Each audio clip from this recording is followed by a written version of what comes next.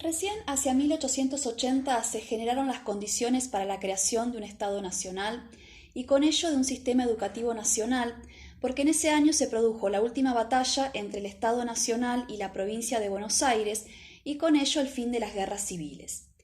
La resistencia de los caudillos había sido neutralizada y además tuvo lugar en ese tiempo la tristemente célebre conquista del desierto, que como bien sabemos no se realizó sobre un desierto, sino que implicó un genocidio del Estado argentino sobre los pueblos originarios y con ello la incorporación de sus tierras al mercado capitalista. Podemos decir que el territorio argentino adquirió una extensión y unas fronteras muy similares a las que posee en la actualidad. Pero además se inició un período de relativa calma que permitió que los recursos del Estado pudieran abocarse a la creación de sus instituciones y a su expansión sobre el territorio, además de que se generó el consenso político para ello. Esas políticas tendientes a la conformación del Estado Nacional que antes habían fracasado, ahora fueron exitosas.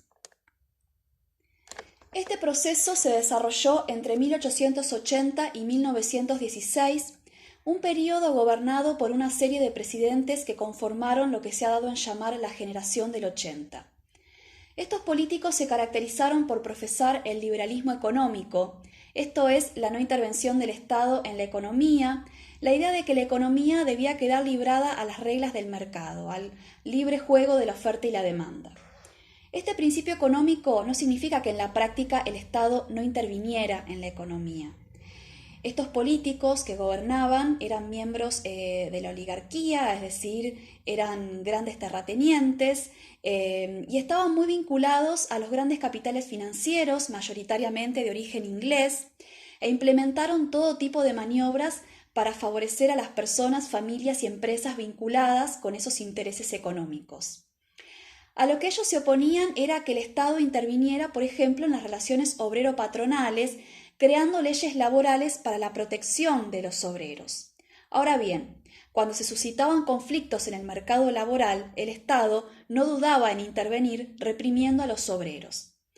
Al mismo tiempo, estos políticos eran conservadores en lo político porque el gobierno que ejercían era un gobierno para pocos, al que solo accedían los sectores acomodados de la sociedad.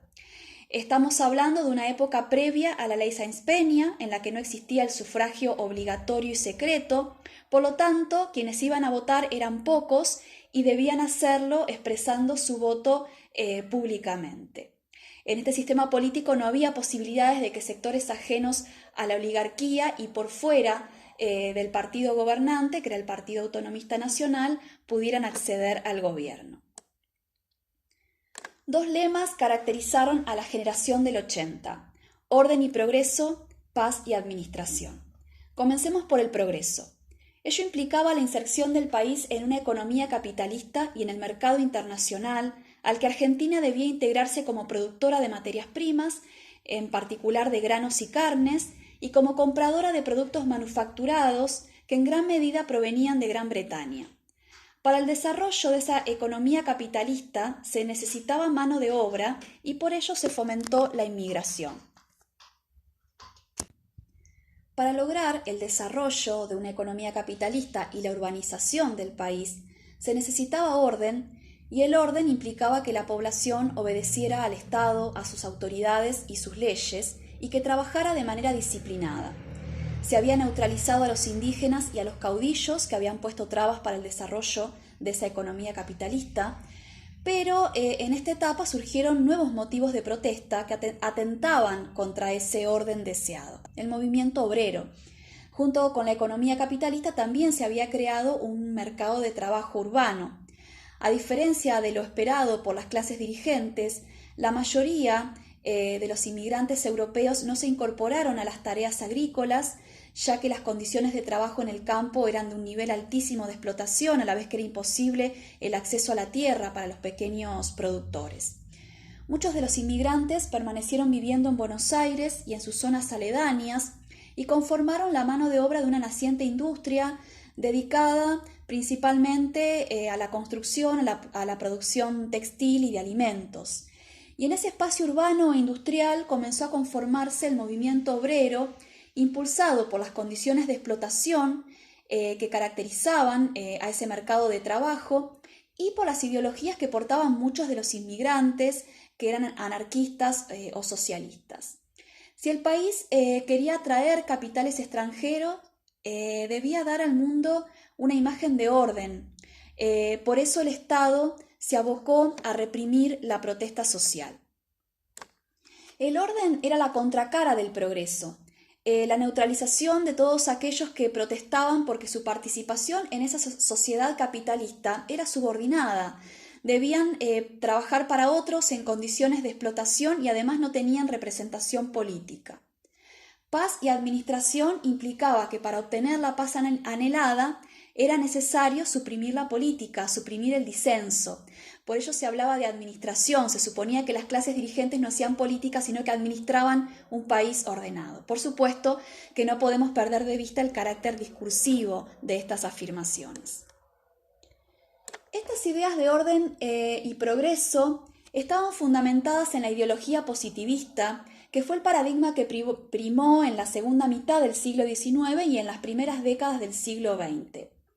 Bajo el paradigma positivista, las ciencias naturales cobraron un rol protagónico y las ciencias sociales, que se estaban constituyendo como disciplinas en ese momento, se construyeron bajo ese paradigma, es decir, bajo el paradigma de las ciencias naturales. En el positivismo era central la idea de evolución. Y este principio que Darwin había articulado para comprender el desarrollo de las especies en la naturaleza comenzó a ser aplicado para la comprensión de las sociedades.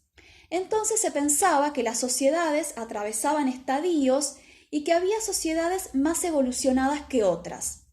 En este marco se consideraba que las sociedades más evolucionadas, las que habían alcanzado el estadio más alto, es decir, las que habían alcanzado el progreso, eran las europeas, que se consideraban las más civilizadas y por lo tanto ello les daba poder para dominar a otras poblaciones no europeas, de las que se decía que estaban en estadios anteriores y que por lo tanto eran atrasadas, incivilizadas y bárbaras.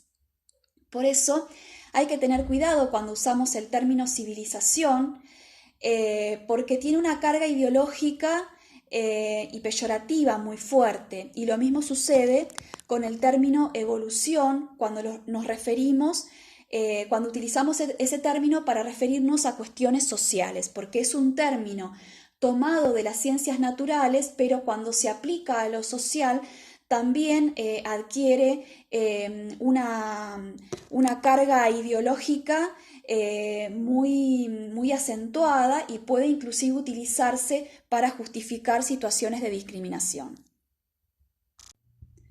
Las élites de la época estaban mirando a Europa. Querían que la Argentina y en particular Buenos Aires se parecieran a Europa, en particular a París, y miraban con mucho desprecio a las poblaciones locales y también a los inmigrantes, respecto de quienes en un principio hubo muchas expectativas porque se pensaba que vendrían pobladores del norte de Europa que inculcarían sus costumbres a las poblaciones locales, y en cambio habían venido pobladores del sur de Europa a los que se consideraban más atrasados y que además traían sus ideas de izquierda. El Estado desarrolló mecanismos para contener la protesta social, en principio reprimiendo, pero ningún régimen político puede mantenerse exclusivamente por el ejercicio de la fuerza física, porque los costos son altísimos. Se hace necesaria la generación de consenso, lograr que los sectores subalternos acepten el statu quo, el orden social impuesto por los sectores dominantes, y para ello el sistema educativo cumplió un rol fundamental.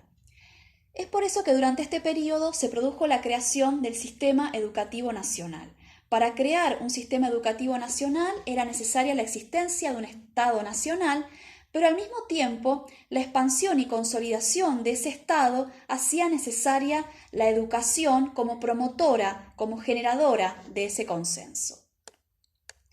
La creación del Sistema Educativo Nacional tuvo tres objetivos principales: inculcar el respeto al Estado, a sus normativas y autoridades, e inculcar los valores de las clases dirigentes como la norma. Por ello se hacía necesario que los sectores populares fueran educados, y ello se hizo a través de la expansión de la educación primaria. Esa educación estaba destinada a crear ciudadanos dóciles que obedecieran al Estado y que aceptaran pasivamente la existencia de un gobierno en el que no tenían representación política. Por ello, la educación primaria no formaba para el ejercicio de la política, formaba para la obediencia y no para el disenso o el cuestionamiento. Como se quería insertar al país en una economía capitalista, se aspiraba, mediante la educación, a inculcar la disciplina en el trabajo. Ello no quiere decir que la educación formara para el trabajo. No se enseñaban habilidades específicas para trabajar. La escuela enseñaba a obedecer y si se aprendía a obedecer al Estado, también se iba a aprender a obedecer al patrón.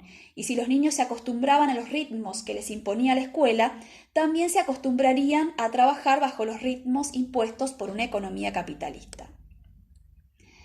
El tercer objetivo se vincula a la creación de la nacionalidad. Había una población muy heterogénea, conformada por inmigrantes de distintas regiones de Europa, con sus costumbres y que hablaban diferentes idiomas.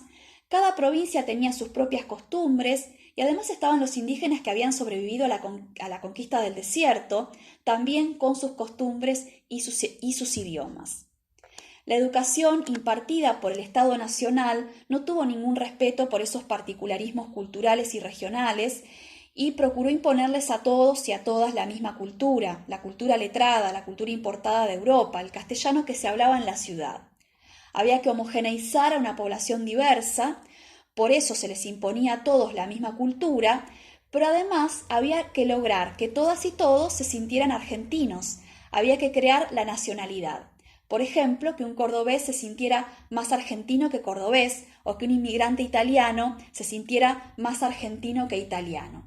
Y para ello se impusieron una serie de rituales en las escuelas tendientes a venerar los símbolos patrios. ¿A través de qué medidas concretas se llevó a cabo la creación de este sistema educativo nacional? Entre otras cosas, en 1881 se creó el Consejo Nacional de Educación, que le otorgó mucho poder al Poder Ejecutivo Nacional en materia educativa. En 1882 tuvo lugar el Congreso Pedagógico Nacional, donde se acordaron los principios que regirían a la educación argentina, la educación primaria pública, obligatoria y gratuita. Esos principios luego se establecieron por ley a través de la Ley de Educación Común, más conocida como Ley 1420, que fue sancionada en 1884 y sobre la cual se asentó el sistema educativo argentino durante gran parte del siglo XX. En el Congreso Pedagógico no hubo acuerdo respecto de si la educación debía ser laica o religiosa. Ello se retomó en los debates parlamentarios de la Ley 1420, donde se llegó a una cláusula de compromiso. El artículo 8 limitaba el poder educador del Estado al admitir la enseñanza religiosa en las escuelas públicas por los ministros de los diferentes cultos fuera del horario de clases. Es decir, que la educación religiosa no se eliminó completamente de las escuelas, pero fue sacada de la currícula obligatoria. ¿Por qué la educación debía ser laica? Por un lado, porque el siglo XIX fue el siglo de las ciencias y hubo una pérdida de prestigio de la religión como legitimadora del conocimiento frente a las ciencias, en particular las ciencias naturales. Algunos sectores de las élites de la época veían el laicismo como parte de un proyecto modernizador. Al mismo tiempo, el país estaba poblando de inmigrantes y no todos profesaban el culto católico. Además, si bien la mayoría de los inmigrantes que llegaron provenían de países donde la religión católica era central, porque la mayoría de esos inmigrantes fueron italianos y españoles, lo cierto es que los gobiernos esperaban inmigrantes de los países nórdicos que en su gran mayoría profesaban la religión protestante. Finalmente, no podemos dejar de mencionar que en el proceso de conformación del Estado Nacional se estaba dando una lucha de poder entre el Estado y la Iglesia. En la medida en que el Estado Nacional iba ganando atribuciones, la Iglesia las iba perdiendo. De hecho, en esa época también se sancionaron leyes que reglamentaron sobre derecho civil y también el Código Civil, que implicó que aspectos de la vida de las personas como los nacimientos, los matrimonios y la muerte, que antes eran regulados por la Iglesia Católica, ahora pasaron a estar regulados por el Estado. Lo mismo estaba ocurriendo en materia educativa. Otro hito importante fue la sanción de la Ley Laínez, la Ley 4874, que habilitaba al Estado Nacional a crear escuelas en las provincias y su administración directa, ya que la Ley 1420 solo lo habilitaba a crear y administrar escuelas en la capital federal y en los territorios nacionales. Los territorios nacionales eran aquellos territorios que habían sido ganados a los indígenas y que, a diferencia de las provincias que tenían un gobierno propio y una constitución, eran gobernados directamente por el Poder Ejecutivo Nacional. Hoy ya no quedan territorios nacionales, ya que se fueron convirtiendo en provincias a lo largo del siglo XX. ¿Cuál era el objetivo de la Ley Laínez? Evitar el desvío de fondos girados por el gobierno nacional a los gobiernos provinciales, incrementar las facultades educadoras del Estado Nacional por sobre las de los estados provinciales, ya que además implicaba la imposición de una educación laica en provincias cuyas constituciones establecen la educación religiosa, y expandir la educación a todo el país de manera que alcanzara a la mayor cantidad de habitantes.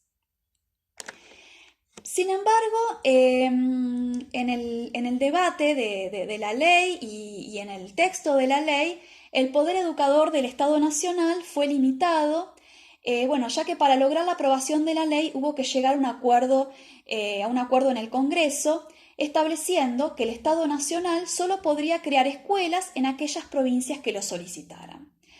Lo cierto es que muchas provincias lo solicitaron porque no contaban con los recursos suficientes para abastecer la demanda educativa y se creó así un sistema dual constituido por escuelas provinciales y nacionales.